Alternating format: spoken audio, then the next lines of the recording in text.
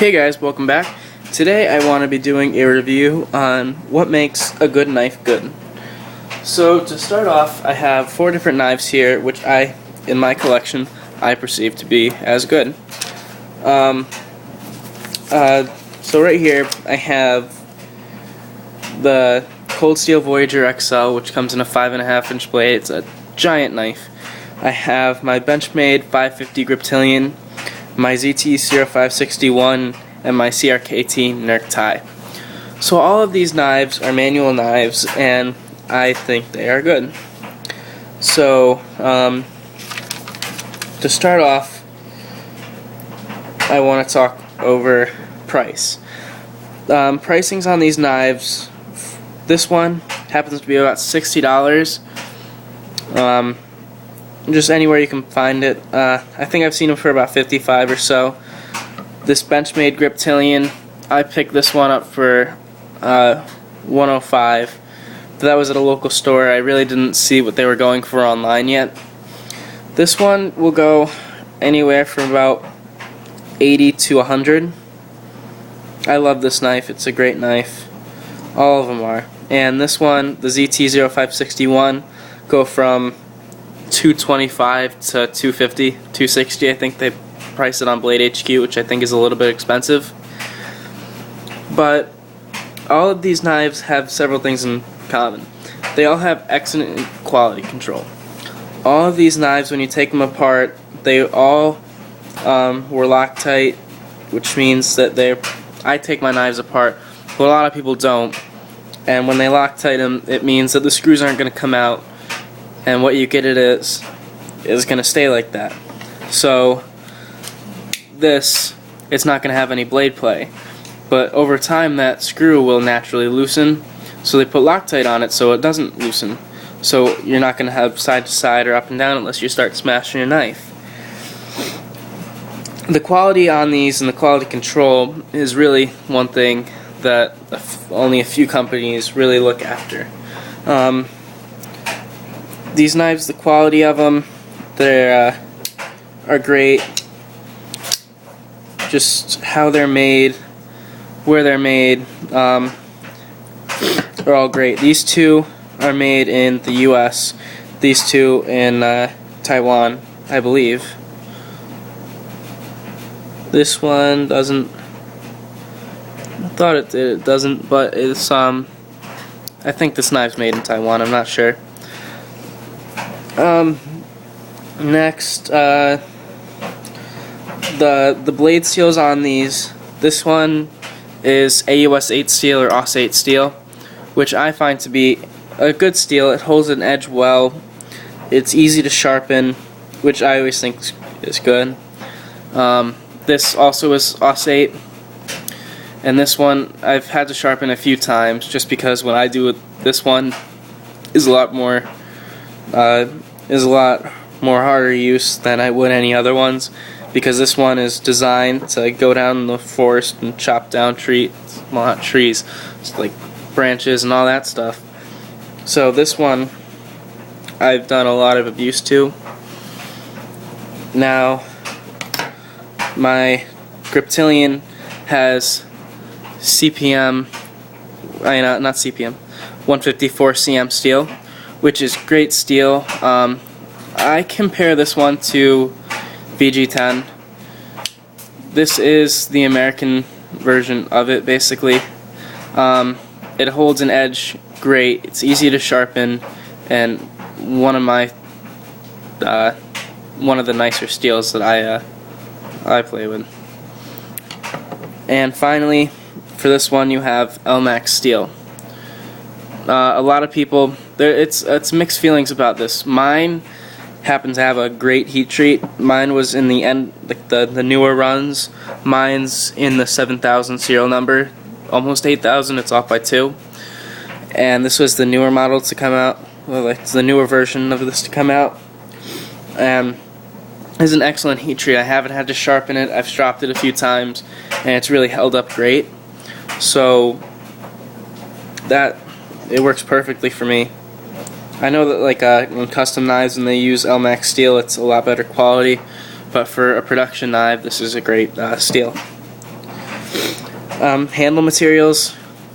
With this one you have a, it's more of a plasticky feel, which I like. It's okay, it's strong, it's nice and strong. They also have inner liners. Here, I'll get a light. You can see the metal liners in there. These are not milled out at all, which does add a little bit weight to the knife, but overall, it surprisingly, for how big it is, it's fairly light for a foot-long blade. Now with this one, you have like the Norlex steel, Norlex handle. It's also pretty plasticky. It's very lightweight, and they do have partially steel liners in here. They're partial because they only run to about here on the knife. So they're from right here to here. This is a great blade. This happens to be a stainless steel handle on this. What they did to get that blue inlay was they coated it with a titanium coating and anodized this. They anodized the knife blue, and then they took off the top layer, so the only thing that was left is that blue color, and it looks great. You can just see how beautiful this knife is. I did take off the clip just because I didn't like it for carrying. I would rather sit with it at home and play with it. And this one has to have the best materials in it.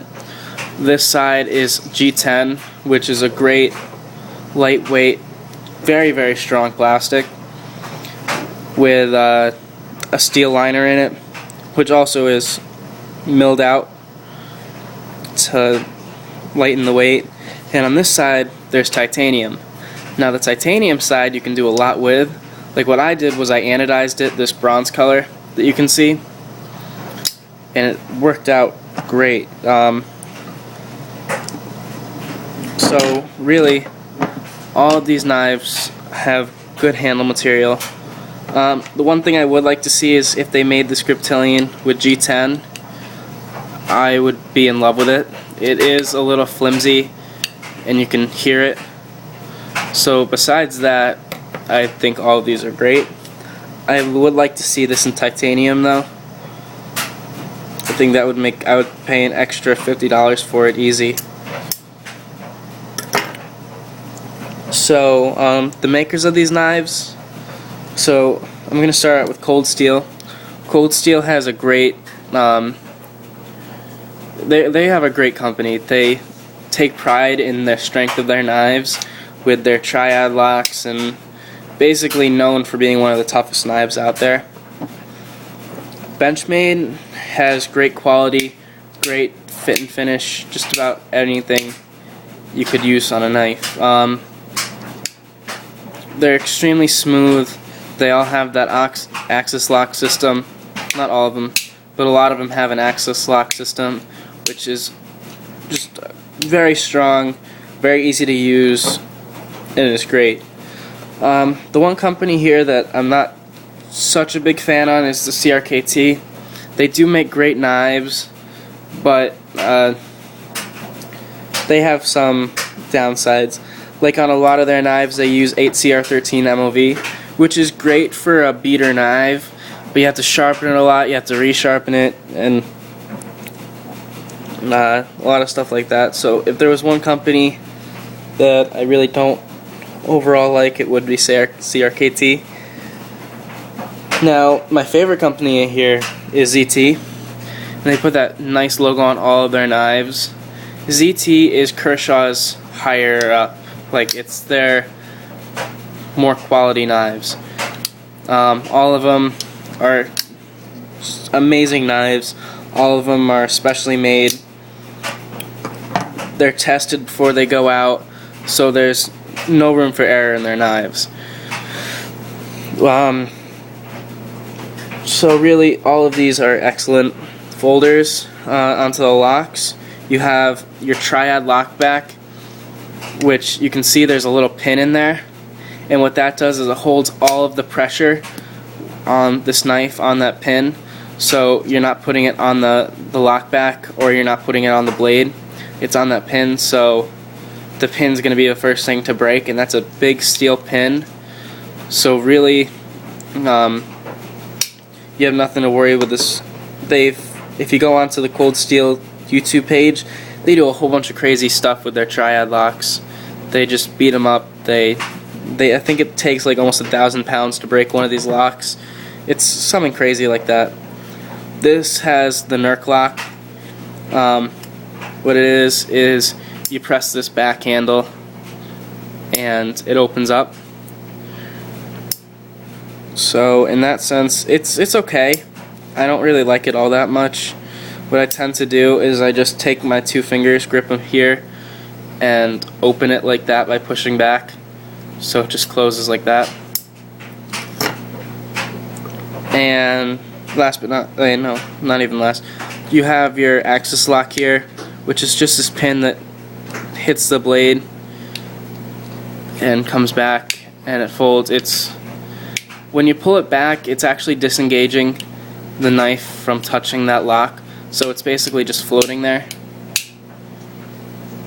I love it. It's a great quality, great thing to have on a knife.